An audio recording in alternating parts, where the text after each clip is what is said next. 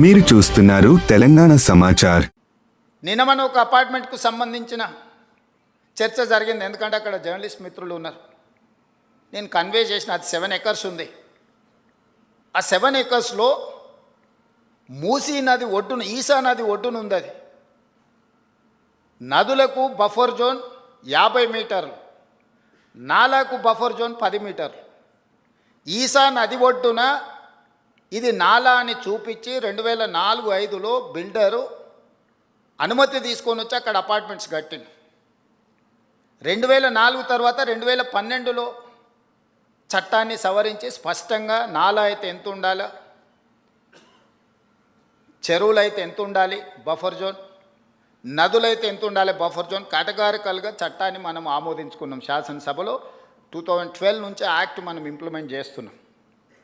దాని ప్రకారం మూసా నది కానీ ఈసా నది కానీ నది ఒడ్డున 50 మీటర్ల బఫర్ జోన్, ఎవరు ఏమి కట్టడానికి వీల్లేదు, కట్టినా కూడా వాటిని తొలగించాలి.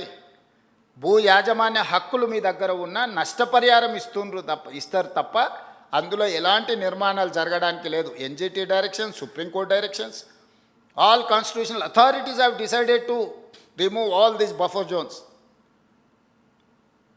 ఆ అపార్ట్మెంట్కు సంబంధించి దాదాపుగా 50% ఈ బఫర్ జోన్ 50 మీటర్ల 9 మీటర్ల సెట్ బ్యాక్ చూపించేసి ఇది నాలా అని చూపించి బిల్డర్స్ అక్రమంగా అనుమతి తెచ్చుకొని కట్టినరు. మన వాళ్ళు కొనుక్కున్నారు. అనుమతి చూసే కొనుక్కున్న వాళ్ళ గురించి నేనేం తప్పుగా చెప్పట్లేదు. అనుమతులు అన్నీ చెక్ చేసుకున్నాను.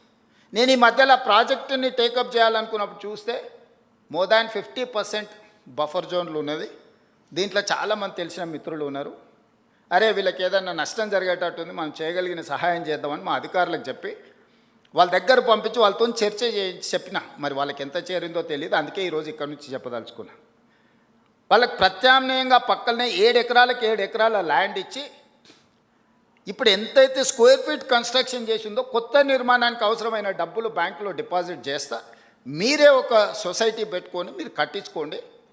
ఇది ఇంకా భవిష్యత్తులో ఎప్పుడు మీకు అమ్ముకోవడానికి కొనుక్కోవడానికి కూడా ఉండదు. ఈ 50 మీటర్ల బఫర్ జోన్ అనేది బ్యాన్ చేస్తాం. ఇప్పటికిప్పుడు కూలగొట్టకపోయినా భవిష్యత్తులో అది మీకు జీరో వాల్యూ అవుతుంది.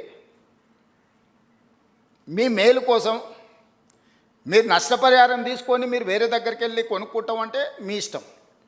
లేదు అంటే మీ ఎంత స్థలం ఉందో అంతే స్థలం ఆ పక్కన ప్రభుత్వ స్థలాన్ని కేటాయించి ఈ నిర్మాణానికి అవసరమయ్యే నిధులు కూడా ప్రభుత్వం ముందే మీ బ్యాంకులో డిపాజిట్ చేస్తుంది. మీరు ఒక అసోసియేషనో, మీ ఎట్లాగూ అపార్ట్మెంట్స్ వెల్ఫేర్ అసోసియేషన్ ఉంటుంది కదా, మీరు మీకు డిపాజిట్ చేస్తాం, మీరు కట్టుకోండి అని మేము చెప్పినాం.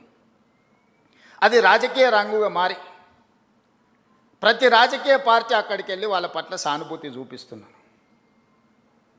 సానుభూతితో ఇది సమస్య పరిష్కారం కాదు. నేను ఆ మిత్రులకు సవినయంగా విజ్ఞప్తి చేస్తున్నా. 50 మీటర్ల చట్టము అమల్లో ఉంది. ఆ చట్టాన్ని నేను మార్చలేను. నేషనల్ గ్రీన్ ట్రిబ్యునల్ నుంచి సుప్రీంకోర్టు వరకు ఇచ్చిన గైడ్లైన్స్ ప్రకారం ఏర్పడింది. ఆ 50 మీటర్ల బఫర్ జోన్లో ఉన్న అన్ని అపార్ట్మెంట్స్ జీరో వాల్యూ, నివసించడానికి పనికొస్తుందేమో కానీ దాని ఫైనాన్షియల్ వాల్యూ జీరో. అట్లాంటివి మేము సేకరించి వాళ్ళకి మేలు చేసి వాళ్ళని పక్కకు తరలించి వాళ్ళకి ప్రత్యామ్నాయం చూపిద్దామని అంటే లేదు మేము అడ్డుకుంటామని రాజకీయ పార్టీలు అక్కడికి వెళ్తున్నాయి.